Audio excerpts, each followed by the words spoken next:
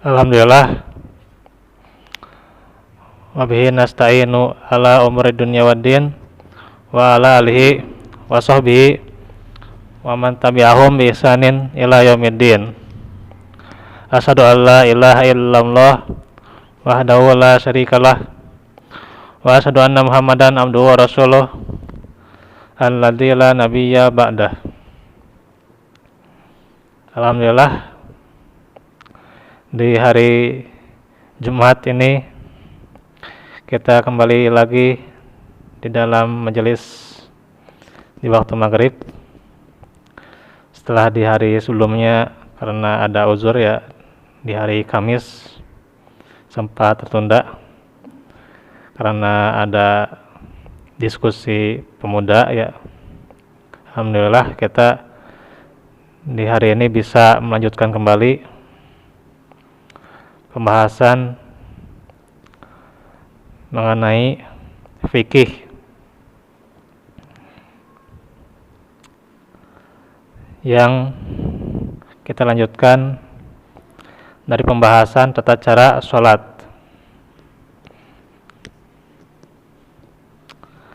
Di antara tata cara sholat, tentunya setelah bertakbir dan juga mengangkat kedua tangan, kemudian meletakkan tangan yang tangan kanan di atas tangan kirinya. Kemudian setelah diletakkannya, maka terdapat penjelasan di mana pandangan ya, penglihatan kita diarahkan ke tempat yang kita bersujud gitu. Jadi pandangan ke tempat arah sujud gitu. Dan khusyuk ya.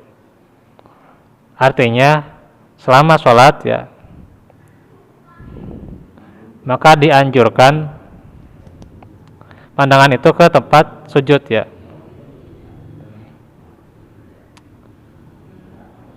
Dan bagaimana di dalam sholat adanya kewajiban untuk khusyuk. Walaupun seseorang yang tidak khusyuk tentu tetap sah sholatnya, tetapi tentunya tidak termasuk dari sifat-sifat orang yang beriman ya. Dalam surah Al-Mu'minun, Allah Ta'ala berfirman, a'udzubillahi minasyaitonirrajim, bismillahirrahmanirrahim, qad aflahal mu'minun alladzina hum fi sholatihim khashi'un. Sungguh beruntunglah orang-orang yang mukmin, orang-orang yang beriman, yaitu mereka yang khusyuk dalam sholatnya. Maka salah satu keutamaan seseorang khusyuk diantaranya keberuntungan itu akan ia dapatkan baik di dunia maupun di akhirat. Dan barang siapa yang membereskan perkara khusyuk dalam sholat, maka dia telah membereskan perkara agamanya, perkara amalnya.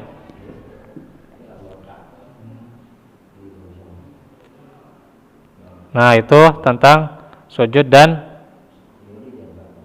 atau pandangan diarahkan ke tempat sujud dan khusyuk ya.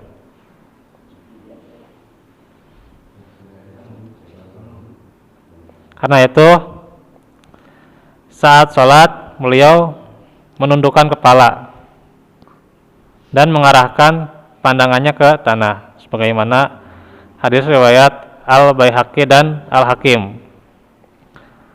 Namun di sini belum ada penjelasan tentang apakah beliau melihat ke tempat sujud atau belum gitu ya. Cuman para ulama menjelaskan diantaranya adalah melihat ke tempat sujud. Jadi dalam sholat pandangannya jangan kemana-mana ya. khusyuk gitu ya dalam beramal soleh itu. Dalam qomat misalnya, qomat itu ya walaupun nggak ada ketentuan untuk menghadap kiblat, ya kita tetap aja gitu ya dalam qomat menghadap kiblat itu adalah anjuran gitu. Ya sebagai wasilah untuk khusyuk gitu. Jadi jangan kemana-mana gitu kalau qomat, apalagi ngelihat ke makmum gitu ya bolak-balik gitu. Nah, itu bukan kebiasaan yang baik gitu ya. Tapi bagaimana menghadap kiblat dalam iqomah ya. Nah begitu juga dalam sholat itu. Wudu nggak ada ketentuannya, mau menghadap kiblat mau enggak juga itu nggak ada ketentuan. Doa ya itu mah nggak ada anjurannya menghadap kiblat, cuman itu mah kebiasaan aja, ya itu anjuran aja. Secara bukan anjuran dari syariat ya, tapi bukan anjuran syariat ya, tapi itu adalah anjuran ya dari para ulama. Kalau doa ya.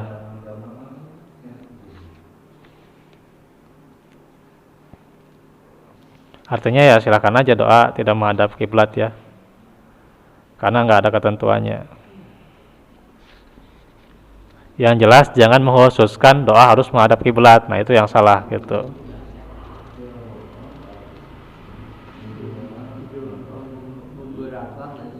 Ya.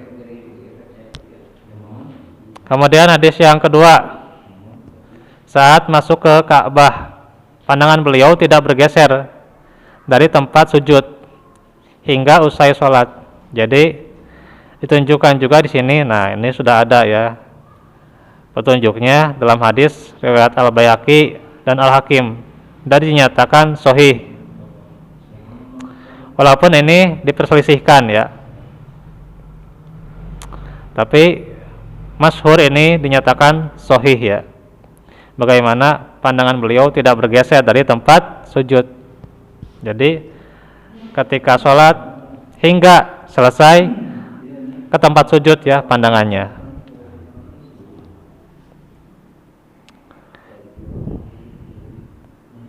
Kemudian yang ketiga, beliau bersabda tidak patut jika ada seseorang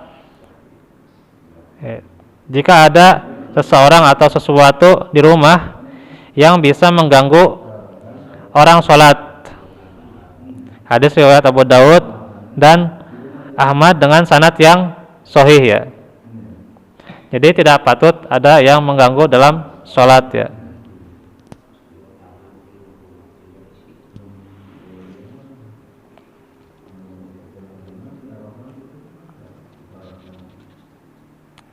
Karena itu tidak boleh seperti gambar-gambar atau corak-corak yang mengganggu sholat gitu, atau tulisan gitu ya. Iya.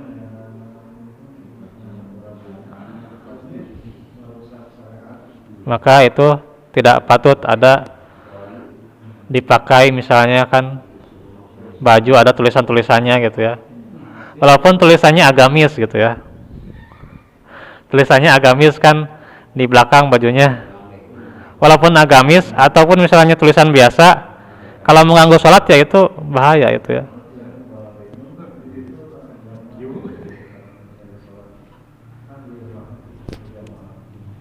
Maka tidak patut untuk dipakai ya, tidak layak untuk dipakai.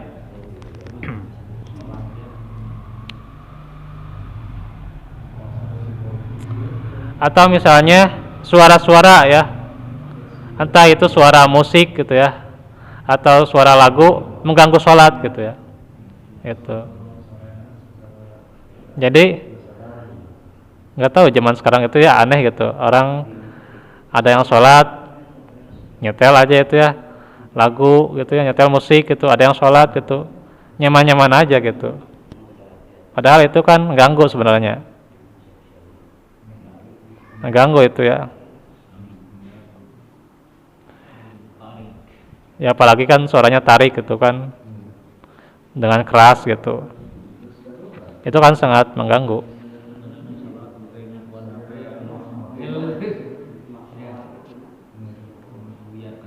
Atau yang lain misalnya HP gitu ya, tidak di silent, nah itu ada panggilan atau ada pesan gitu ya, itu sangat mengganggu.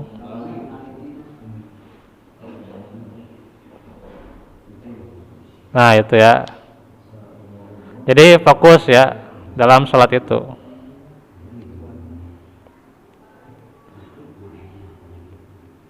Yang tentunya kita sebisa mungkin ya, kalau bisa ya, cuman memang terkadang mungkin agak berat karena di kita masih suka aja gitu ya dengar-dengar sesuatu ya yang di luar sholat gitu ya, termasuk lagu atau MP3 yang kadang-kadang sebenarnya itu mengganggu dalam sholat ya, susah itu ya.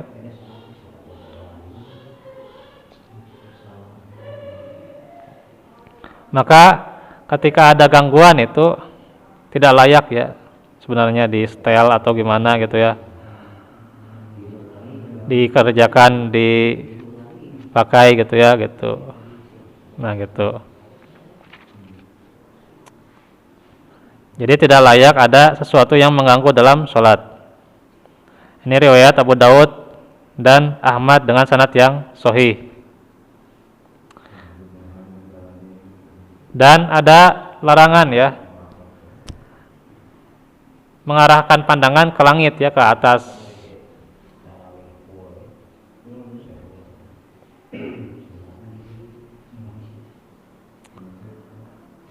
Hadis riwayat Al-Bukhari dan Abu Daud. Jadi nggak boleh ya ketika sholat melihat ke atas. Nabi pernah cuman ditegur ya, akhirnya pandangannya ya ke tempat sujud aja.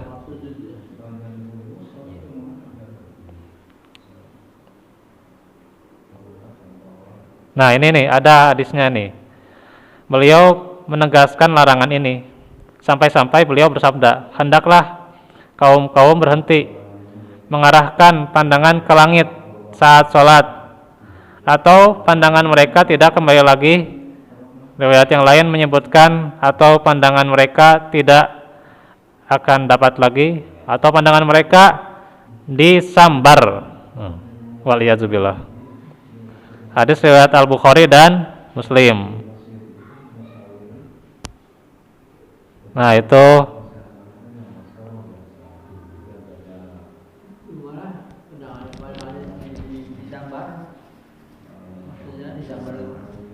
ya, disambar itu kan maksudnya ada ancaman kalaupun misalnya nanti di dunia misalnya nggak bisa melihat gitu ya, atau di akhirat gitu ya dijadikan buta gitu,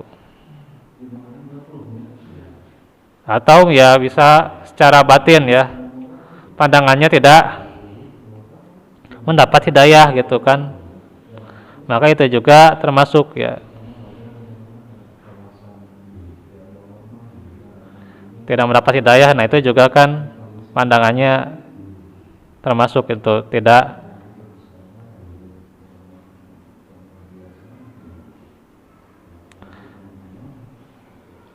mendapatkan petunjuk ya. Nah itu sebagai secara majaz ya, pandangan yang disambar. Disebutkan dalam hadis yang lain, jika kalian sholat jangan menoleh, karena Allah mengharamkan,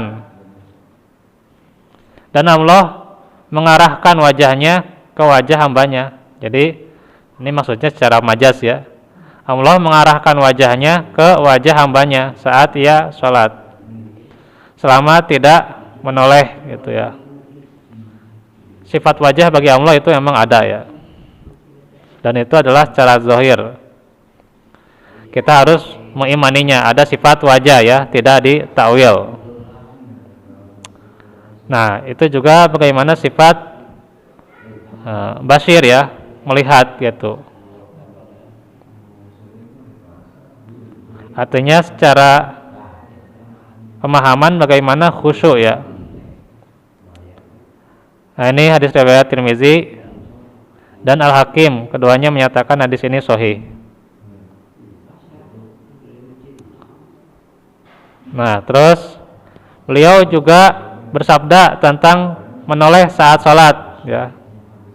Nah, itu menoleh itu adalah pencurian yang dilakukan oleh setan dari sholat seorang hamba. Hadis riwayat Bukhari dan Abu Daud. Jadi nggak boleh menoleh saat sholat, ya, makruh itu. Kecuali kalau uzur, ya.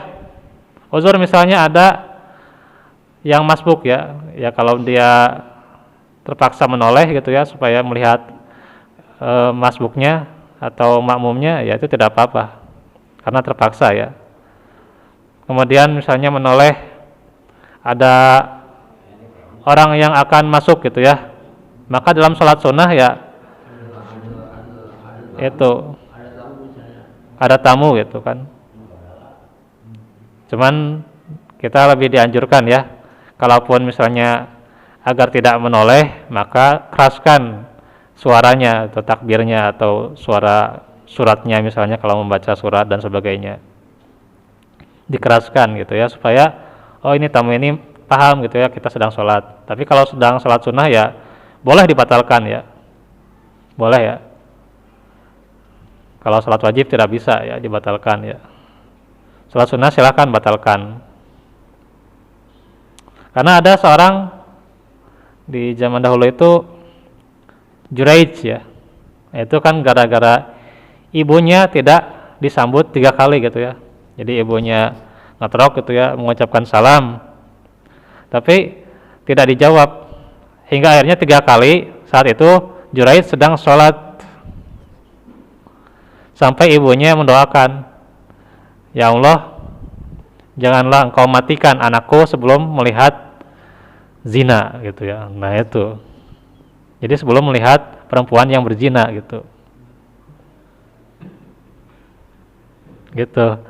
Nah itu bagaimana? Bukan ngintip, bukan. Ceritanya bukan ngintip, enggak. Jadi ceritanya bagaimana ada si perempuan pelacur gitu, ya, yang berhubungan atau berjima gitu, ya, berjima dengan penggembala kambing gitu. Nah si perempuan ini akhirnya menuduh pada Juraij. Juraij itu kan orang soleh sebenarnya, cuman karena ibunya tidak disambut ketika ke rumahnya, didoakan supaya melihat perempuan yang berzina. Nah si perempuan ini akhirnya, yang pelacur ini, ya, nuduh ke si Juraij, ya ini yang menzinai saya, sampai ketika ke rumahnya dipukulin itu Juraij, itu dipukulin sampai dihancurin rumahnya, tempat ibadahnya, musholanya itu dihancurin sampai berdarah-darah. Akhirnya bayi yang dikandungnya ditanyakan, jadi ditanyakan dengan, sebelum itu kan beliau sholat dulu, sholat sunnah gitu. Nah terus ditanyain, kemudian siapakah ayahmu? Nah itu ditanyain, siapa ayahmu gitu. Nah dijawab, ayah saya adalah penggembala kambing. Nah ketahuan Juraij bukan pelakunya.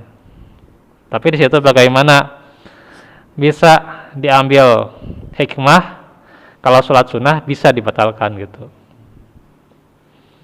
Kalau ada uzurnya, ada tamu itu kan, ada orang tua, ya kita tidak apa-apa membatalkan. Kalau sholat wajib tidak boleh dibatalkan, ya. Bahkan Nabi kan membukakan pintu untuk Aisyah ketika datang ke rumah, dibuka pintunya untuk beliau, walaupun beliau sedang sholat gitu, ada tata cara khususnya.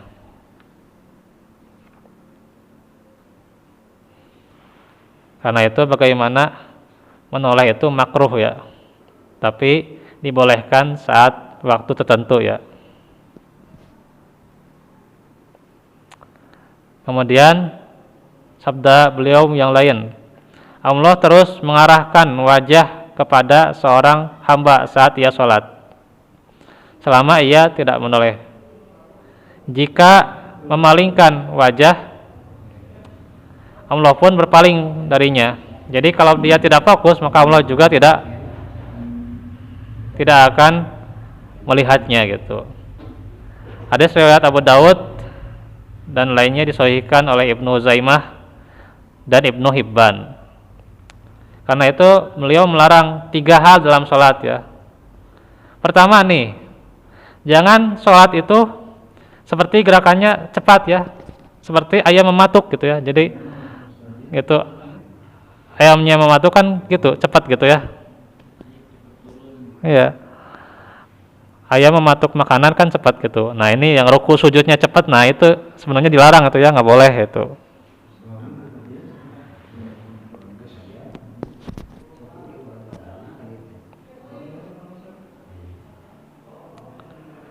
Yang kedua, duduk berjongkok seperti anjing ya, nggak boleh ya. Bahkan sujud ya nggak boleh bersikapnya sujudnya seperti sujud anjing gitu ya, seperti ini gitu ya, gitu. Jadi kalau misalnya sujud ya seperti ini, nah gini, ya, nah ini sujud gitu ya. Nah, kalau seperti anjing yang berarti ininya ke bawah gitu. Nah itu nggak boleh itu, makruh ya.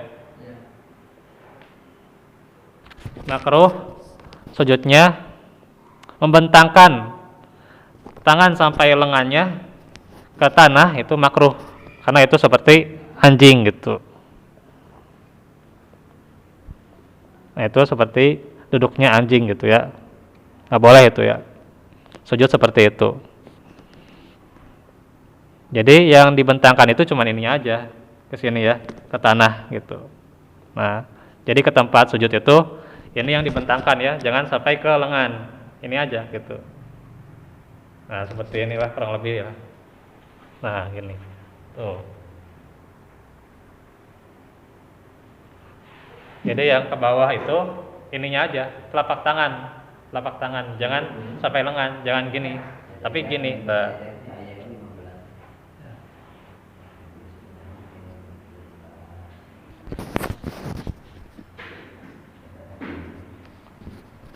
Nah kemudian sedikit lagi ya.